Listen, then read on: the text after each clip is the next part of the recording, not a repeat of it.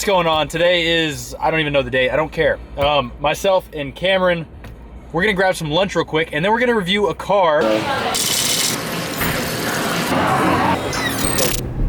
So obviously, I'll be reviewing a 570S today. I'm also looking at this car for myself, so this should be kind of an eye-opening experience for myself and you guys. So I'm gonna switch from this kind of vloggy feel into more of a cinematic movie effect. Cameron, who's backing the Rover in so we can park it for a little while, is gonna be helping me out today, and we'll see where this video goes. Hope you guys enjoy it. All right, guys, so today I'm reviewing a 2016 McLaren 570S. This car's running a 3.8 liter twin turbo V8, 562 horsepower, like high fours in the torque, 3,200 pounds, so weight-wise, it's actually pretty close to my GT3. Still a rear-wheel drive car. It's not all-wheel drive like most of its competitors. Directly competing with this car, you have the 488, the 458 for that matter, the Huracan 911 Turbo S is right here as well. This thing sits right at like very low twos, somewhere between 200 to 220. This car doesn't have quite the appeal, personally, as like the Ferrari and the Lamborghini. I think those are definitely like, you grow up with those cars on your bedroom wall. The McLaren is kind of new when it comes to production cars. Yes, they had the F1, but the MP4 12C and then the 650S and now the 570S, which is like the baby McLaren, this is kind of like their first go at being a mass-produced sports car. So it's not yet on that level. I think if you put this next to a Lamborghini or a Ferrari, those cars are probably gonna get a little bit more attention, a little bit more respect.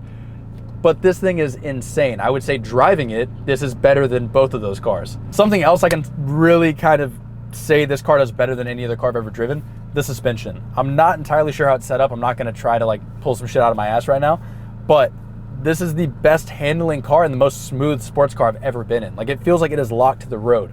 Typically, it's how I feel about Porsche, but in this car, I don't know, it makes my Porsche feel like it's a little bit loose with the steering and stuff. I mean, it's so well put together, it's so well engineered. Build quality on this thing is like second to none.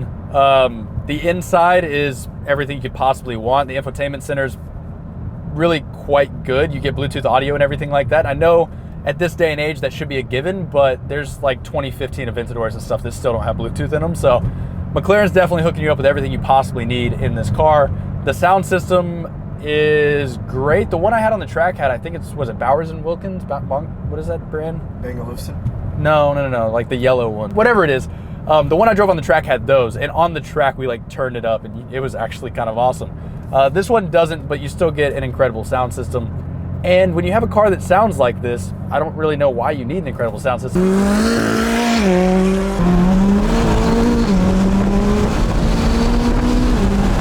There's also a way to get this to go into track mode. The little dash in front, wait, I think it's actually just, how sick is that? You get a full P1 like instrument cluster when it's in track mode, which looks sick. Maintenance, I can't talk about because I don't own the car yet. When I buy one, I guess we will talk about maintenance. I believe there's a YouTuber named like Seen Through Glass. I think he owns one of these. And from what I've seen in his videos, he loves it. The more I drive this thing, the more I like it. After driving on the track, I was very, very impressed with it, but I wasn't like ready to pull the trigger on one. And that kind of brings me to the only flaw I can think of with this car, and it's just a little bit over-engineered.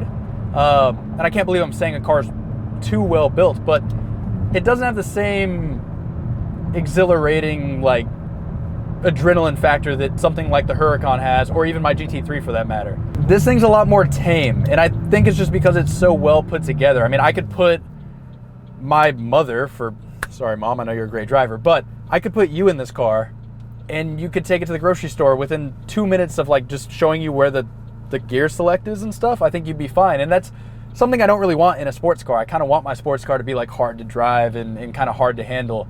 And that's not really a negative. You know, if that's my issue with this car, then this car really is perfect. I know a lot of the cars I review, I'm like, oh, they're pretty close to perfect.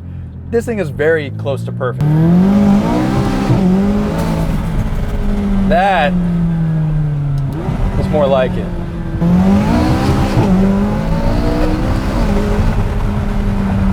Wow. This thing pulls like crazy. I think when these first came out, everyone's like, oh, they're the baby McLarens. You know, why would you want the baby McLaren? The baby McLaren beats the shit out of like almost, I want to say this probably keeps up with an Aventador. I don't know if that's true or not, but I feel like it could. Because a Huracan and Aventador are neck and neck, and this is... Beats a 48. Really? Yeah. This is probably very close to taking on like the big dogs at Lamborghini, Ferrari, and definitely Porsche. As much as I hate to say it, Porsche doesn't have anything that competes with this. Decent amount of turbo lag, but when they finally do kick in, it is some next level shit. If you're looking at a Huracan or this, I don't know which way I'd go. I love the Huracan. I've got the chance to drive one of those for like weeks on end, and I love the car, but it's an easy choice for me because I don't fit in the Huracan. I am in the Huracan, I'm like slouched down, not really having a great time, gonna run the shit out of this red light, fuck it. In the Huracan, I'm just slouched down, I'm not comfortable. I couldn't daily drive it, and I daily drive these cars. So for me, this is the easy choice over the Huracan. Now, if you fit in the Huracan, if you're an average human being, I don't know which way I'd go. I think the Huracan, like I said before, it's more aggressive, it's more like in your face, it's more of a driver's car. This is more of, I don't want to say it's not a driver's car, because it's a great driver's car. It's just a little bit more tame than something like the Huracan. I personally would take this, even though it's, I have to take this because I don't fit in the Huracan. Even if I fit in a Huracan, I would still take the 570S. Probably a GT, actually. If I was buying one of these, and I may end up buying one of these, I'm probably going to the GT.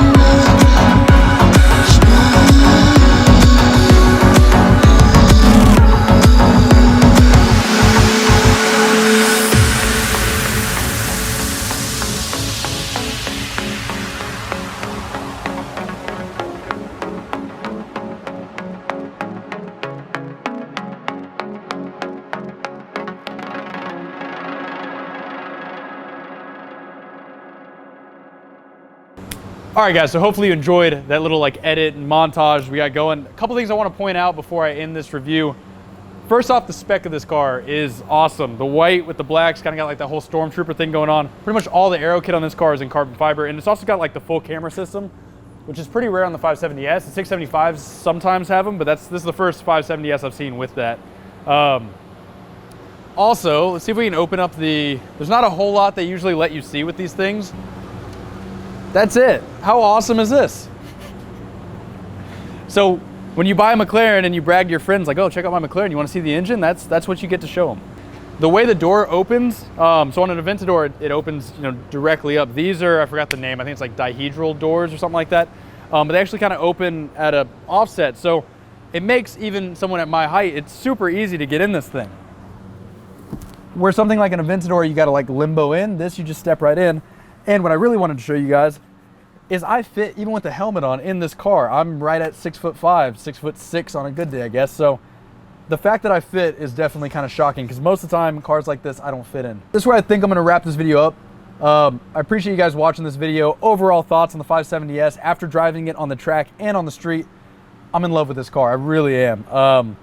Like I said before, if Porsche's not gonna work with me to get the next generation RS car, I think I'm gonna jump ships and go to McLaren, and the 570S would definitely be the car to get. So like always, like, share. If you guys are enjoying my videos, hit the share button, send this link to your friends, whatever you feel like. That's the best way for my channel to continue growing. I have some big things in the works. I'm planning like a I'm not even gonna get into it. I'll make a whole video separate from that. Also, huge shout out to the owner of this car. The next screen after this one will be his Instagram username. Go give him a follow. Awesome guy. I appreciate you letting me borrow the car for a little while.